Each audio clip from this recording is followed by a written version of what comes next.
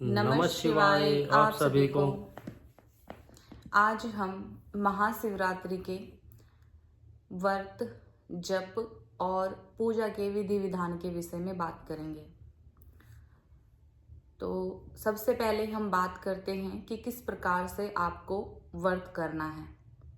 सुबह उठने के बाद आपको स्नान करना है। स्नान करने के बाद आपको नए वस्त्र धारण करने हैं और उसके बाद आपको जो भी आपके आसपास मंदिर है, शिवालय हैं, या फिर आपने घर में भी आप पूजन कर सकते हैं। जैसे अगर आपके घर में शिवलिंग है या फिर आपके आसपास शिव मंदिर है, आप वहाँ भी जा सकते हैं। तो आपको स्टार्टिंग जो पूजन की जो सामग्री है वो क्या क्या लेनी होगी, इस विषय में आज हम बात करते हैं। तो आइए जानते हैं। सबसे पहले आपको पंच अमृत लेने हैं। पंच अमृत में उसमें आपको घी लेना है, शहद लेना है, दूध लेना है, दही लेना है और खांड लेनी है। खांड में आप अगर आपके पास वैसे नहीं है, जैसे खांड हम बोल रहे हैं, अगर वो नहीं है तो आप शुगर ले, मतलब चीनी ले और चीनी को ग्राइंड कर ले, मतलब पीस ले, आप उसको तब भी ले सकते हैं। तो आप अपने मंदिर में जाइए, जो भी आपके आसपास मंदिर है, और इसी के साथ आप फल भी ले।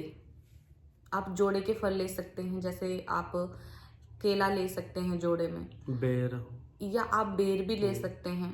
वहीं हर इंसान का अलग अलग तर्क है। कोई बोलता है कि महादेव को बेर बहुत पसंद है तो बेर अर्पित करने चाहिए।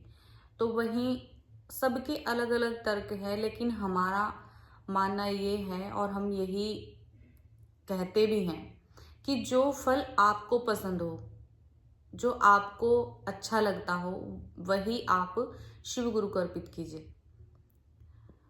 तो आपको जो ये सामग्री बताई है, जैसे आपका दूध हो गया, दही हो गया, घी, शहद और खांड, ये पांचों चीज आपको पंचामृत मतलब लेना है अपने पूजन सामग्री में, सुबह के पूजन सामग्री में। और इसी के साथ आप बेलपत्र भी ले।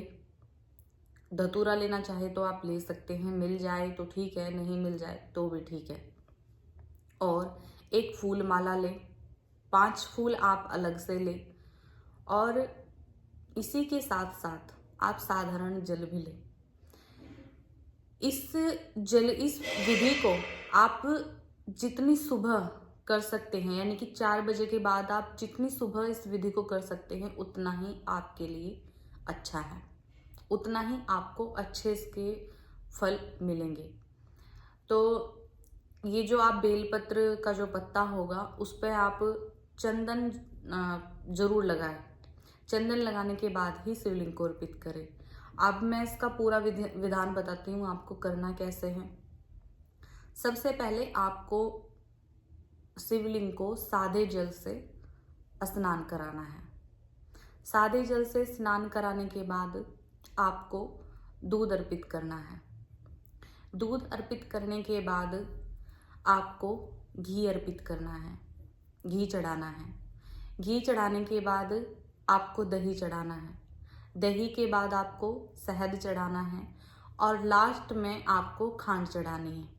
यानी कि आप चीनी, जैसे हमने बताया, चीनी को आप पीस सकते हैं, वो आप ले सकते हैं, उसका पाउडर बना ले। और ऐसा नहीं कि आप बहुत ज़्यादा मात्रा में इसको ले, आप नॉर्मल मात्रा में ये सब ले सकते हैं। और जब आप खांड चढ़ाए तो उसको अच्छे से, मतलब शिवलिंग की जो पिंडी है उसको अच्छे से आप साफ कीजिए। और फिर उसको साधारण, फिर आपके पास गंगा जल हो या गंगा जल भी आप ले सकते हैं, और लास्ट में आप सादे जल से उसको अच्छे से साफ करें। फिर उसके बाद जो आपने बेलपत्र लिया था, और बेलपत्र पे आपने चंदन लगाओ तीनों पत्तियों पे, और फिर आप बेलपत्र अर्पित कीजिए। उसके बाद आप फूल माला अर्पित कीजिए। 5 फूल भी आप चढ़ाइए, जो अलग से फूल हैं वो भी आप चढ़ाइए, और उसके बाद आप फल अर्पित कीजिए। ये सभी शिवलिंग पे अर्पित करने हैं। हाँ, इस तरह का जो पूजन है, ये आपको व्रत जब आप धारण करो, या फिर आप शिवरात्रि का जो सुबह का पूजन करो वो इसी प्रकार से करना है और इसी प्रकार से करना भी चाहिए। फिर उसके बाद अगर आप व्रत धारण करते हैं, चाहे आप फलाहार से करते हैं या फिर आप निर्जला करते हैं या फिर आप जैसे बोल देते हैं कि रात्रि का भी रखेंगे, जैसे शिवरात्रि यानी कि रात्रि को भी इसका व्रत रखा जाता है, पूरा दिन का और रात का दोनों समय का भी व्रत रखते हैं।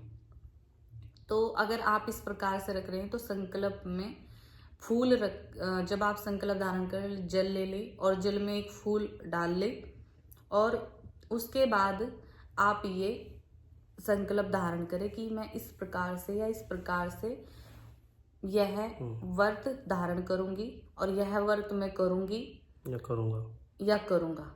इस प्रकार से आपको इस व्रत को करना है। तो इस पूरी प्रक्रिया को करते हुए जो ये आप जल अर्पित करोगे, शहद अर्पित करोगे, जो भी आप चढ़ाओगे, इस सब को अर्पित करते हुए आपको एक मंत्र का उच्चारण करना है। तो मंत्र इस प्रकार है। मंत्र है ह्रीम ओम नमः शिवाय ह्रीम। इसमें बीज मंत्र स्टार्टिंग में ही है, ह्रीम ओम नमः शिवाय ह्रीम। इस मंत्र का उच्चारण करते हुए आप ये सब कुछ अर्पित कीजिए। और आपको कोई भी पात्र लोगे जिसमें दही शहद सब होंगे तो उनको ऊपर से नहीं पकड़ना है, नीचे से ही पकड़ना है। जल को भी नीचे से ही पकड़े। जैसे कुछ लोग क्या करते हैं कि किसी डिब्बे में जल कर लेते हैं और फिर उसको लटकाते हुए हाथ से ले जाते हैं। तो ऐसा नहीं करना है। हमेशा आपका जो जो भी बर्तन लोगे, जो भी आपका पात्र होगा जल का, वो आपके हाथ के ऊपर ही होना चाहिए। मतलब उसको नीचे आपका हाथ नहीं आना चाहिए। मतलब जैसे कुछ लोग ऐसे डिब्बे को पकड़ लेते हैं, ऐसे नहीं ले जाना है जल को। ना कोई मतलब कि लोटा वगैरह होगा उसके ऊपर भी हाथ नहीं लगाना। जितना भी आप ये सामान रखें, बेशक आप चाहे उसमें आपकी जो आप ले रहे हैं थोड़ा थोड़ा रखें, लेकिन इस सब सामान को आपको किसी थाल में या किसी थाली में अच्छे से करके मतलब ले जाना है, जिससे कि सामान आपको हाथ से ऊपर ही रहना चाहिए। मतलब ऊपर का मतलब ये है कि आपका अनहद चक्र के बेशक बराबर में हो, लेकिन अनहद चक्र से ये जो हाथ है वो नीचे की तरफ नहीं होना चाहिए। क्योंकि सभी यही गलती करते हैं कि मंदिर जाते तो हैं, लेकिन सामान की जो भी वो लेके जाते हैं वो पहले ही अनहद यानी कि हृदय से नीचे हो जाता है तुम्हारे, यानी कि तुम्हारे हृदय से वो चीजें चढ़ती नहीं है। मतलब तुम्हारे बेशक तुम उसको अर्पित करो, लेकिन वो बात नहीं आती जब, और अगर तुमने अपने हृदय से उसको ऊपर रखा तो इसका पहले ही वो चीजें चढ़ जाती है कि आप उसको हृदय से लेके आए हो। तो इसीलिए जो भी आप थाल लेके जाए या जो भी आप लेके जाए अपने मंदिर के अंदर, तो उसको ऊपर की ओर, हाथ में ऊपर की ओर करके ही ले जाए। और रही बात जप की, जो हमारे जरिए जुड़े हुए हैं और जिनको जो मंत्र का विधि विधान दिया हुआ है वो उसी प्रकार से मंत्र करें। और खासकर जिन शिष्य जो भी हमारे जरिए जुड़े हुए हैं, शिव गुरु के जो शिष्य हैं, जिन लोगों को हमने महेश्वरा मंत्र दिया हुआ है, उनको पता है कौन सा मंत्र दिया हुआ है, वो उस मंत्र का ज्यादा से ज्यादा उच्चारण करें। मतलब ज्यादा से ज्यादा जाप करें। सुबह दोपहर शाम जिस टाइम भी उनको टाइम मिले, शिवरात्रि पूरी रात, यानी कि दिन से लेके जिस दिन आपका व्रत स्टार्ट होगा उस दिन से लेकर के उनको रात के 12 बजे तक, रात के 12 बजे से ये भी नहीं सोचना है कि हमें 12 बजे बैठना है, 1 बजे बैठना है या नहीं बैठना है। जैसे हमारे पास ये क्वेश्चन पूछे गए हैं हमसे कि क्या रात के 12 बजे भी बैठना है या 1 बजे भी बैठना है, तो ऐसा नहीं है। आप सुबह के 5 बजे तक भी जप कर सकते हैं। वो आप पर निर्भर है कि आपके शरीर की जो क्षमता है वो कैसी है। तो प्रयास करें कि आप ज़्यादा से ज़्यादा जप कर सको, चाहे वो उपांशु हो चाहे वो मानसिक हो। लेकिन जैसे जो लोग व्रत, जिन लोगों ने व्रत धारण किया होगा या व्रत कर रहे होंगे, तो उनके साथ ये समस्या होगी कि इस जैसे मतलब उनको ज़्यादा प्यास लगेगी, जैसे कुछ लोग निर्जला करेंगे, उनको प्यास लगेगी या जल्दी उनको कुछ खाने का मन करेगा, तो वो मानसिक भी कर सकते हैं। और ज़्यादा जोर नहीं देना है माइंड पे या किसी भी चीज़ पे, या ज़्यादा अगर आप अपने आप पे ज़्यादा ध्यान दोगे, ज़्यादा जोर दोगे, तो वो चीज जो ये शिवरात्रि की जो रात है, जो दिन है, आप पे एक डिप्रेशन की तरह प्रेशर डालेगा।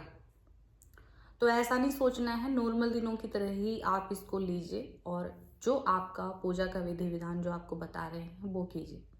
बाकी जो यज्ञ करने में सक्षम है वो यज्ञ भी कर सकते हैं। इस दिन आप यज्ञ भी कर सकते हैं, या शाम को जैसे 4 बजे से पहले पहले आप किसी भी टाइम यज्ञ कर सकते हैं।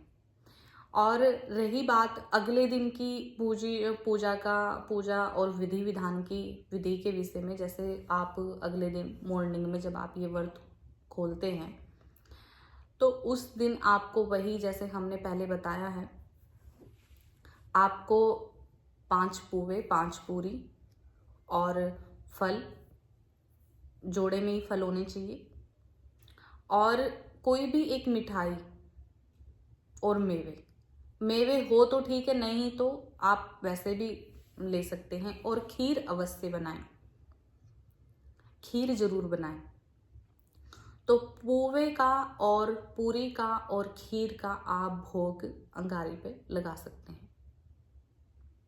इस प्रकार से आपके जो जप तप का जो विधि विधान है वो इस भोग के बाद पूर्ण रूप से स्वीकार होगा। और जब भी आप ये विधि करें तो आप ये जरूर बोले कि हे शिव गुरु महाराज, हमसे जो भी हमने अपनी तरफ से इस व्रत को पूर्ण रूप से किया है और करने की पूरी कोशिश की है, अगर हमसे कोई त्रुटि या कोई गलती हो गई हो तो हमें क्षमा करें, बाकी हमारे इस व्रत को स्वीकार कीजिए।